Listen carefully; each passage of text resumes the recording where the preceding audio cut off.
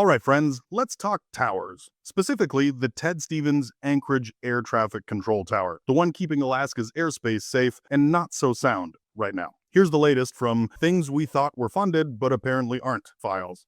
The FAA just torpedoed its own $200 million plan to build a replacement tower at the world's fourth busiest cargo airport. That's right, Anchorage, the logistical lung of the Northern Hemisphere. Why? Well, because the bids came in too high. I'm honestly surprised that they're surprised. Instead of adjusting their scope or speeding up deployment, like adults would do, they scrapped the whole thing and said, we'll try again. Like this is some middle school science fair and they forgot their trifold binder. Now, this isn't just some box on stilts. We're talking a 300-foot-high structure with full radar, fiber optic upgrades, and enough air traffic management to handle everything from FedEx monsters to float planes buzzing off Lake Hood. All of it completely shelved because someone couldn't reconcile the math with the mission. Let me remind you right now, this is a tower built in the 70s. Engineers have called it seismically sketchy, and the FAA knows that. They greenlit the project in 2022,